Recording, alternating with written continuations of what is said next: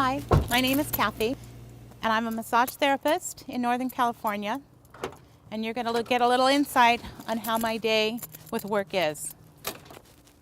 And I have to get my table out probably 5 times a day, 5 days a week. Well, this is real.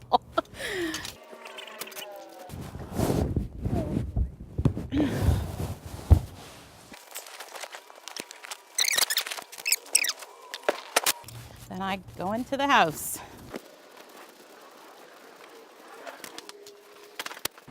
This is a 30-pound table. Oh, Jesus.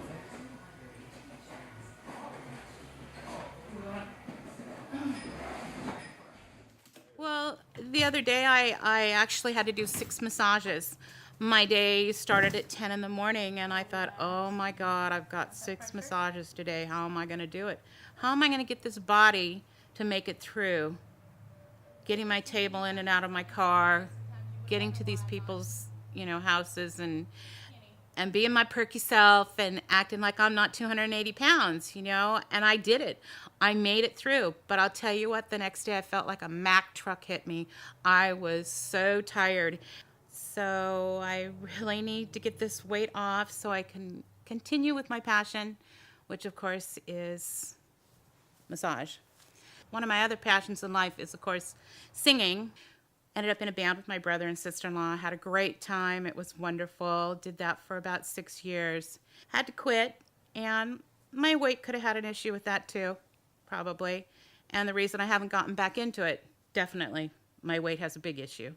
So I'm going to do my damnedest to get on this show and lose my weight for the whole world to see. Probably people that haven't seen me in 30 years will see me on this show and go, what the heck happened to Kathy, who was 110 pounds the last time I saw her. I think I hide my weight a lot in sense that I try to keep my personality and my perkiness up. And one of my friends, I told her what I was going to do, that I want to use her as a reference for The Biggest Loser. She says, well, Kathy, I don't think you're big enough to go on The Biggest Loser. Those women are huge. I said, really, Penny? I'm not big? I said, Penny, I weigh 280 pounds. And she says, oh, no, you don't weigh 280 pounds, Kath. I said, yeah, I weigh 280 pounds. Shocker. With or without The Biggest Loser, have to lose at least 100 pounds to be able to survive another 20 years on this earth. I know I'm going to die if I don't lose weight, and I'm going to die. They won't say that I died from being morbidly obese. They'll say that I died from congestive heart failure, like my aunt, who died a year ago, March 12th. And she died like she thought she was going to die. She died alone and on the floor in her bedroom in her own feces. And I wasn't there. I tried to get there in time. I was going down on the 13th of March to be with her and get her room set up so that it was more conducive to her environment. She was on oxygen and didn't make it in time.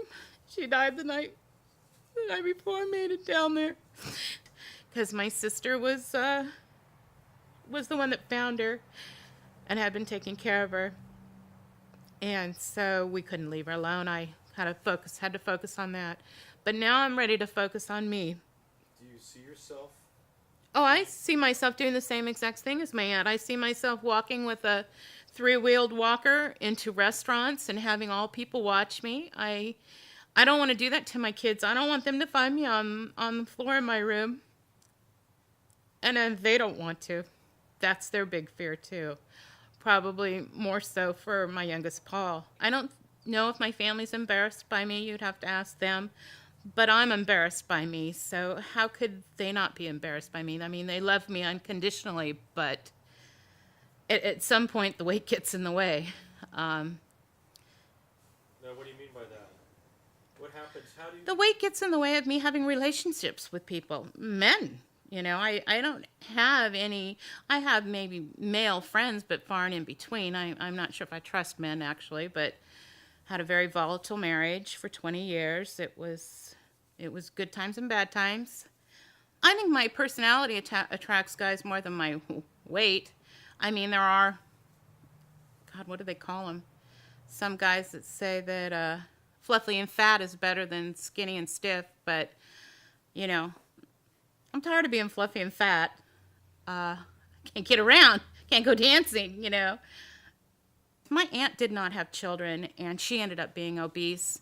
My mom had children, ended up being obese, you know. So I don't know if having children was the onset of my obesity or not. My dad was a recovering alcoholic. I didn't choose alcohol. I chose overeating. So I guess you could say I come from a family of addiction. But it's time to get rid of the crutches. It's time to get rid of all the labels and just become healthy again. That's all. That's all that I really want. And be able to sing again and be able to go swimming with a decent looking body and not have people go, whoa, you know, my family goes camping at the river. I mean, at the lake.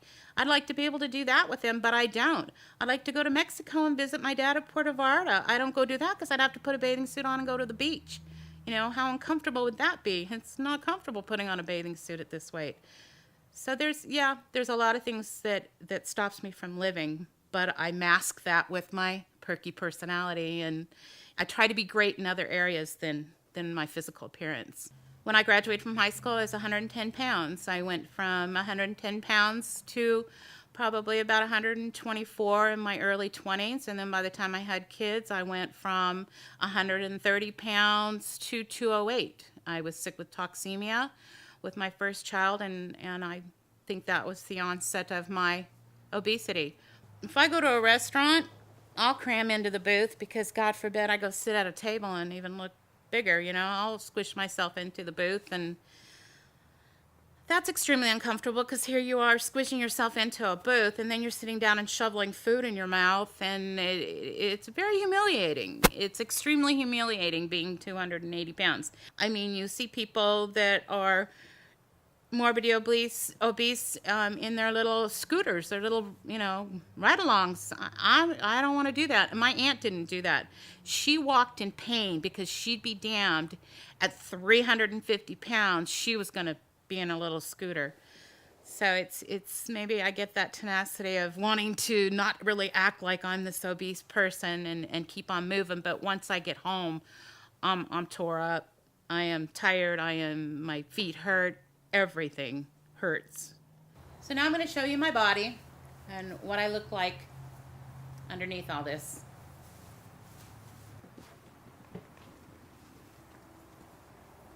This is what 280 pounds looks like.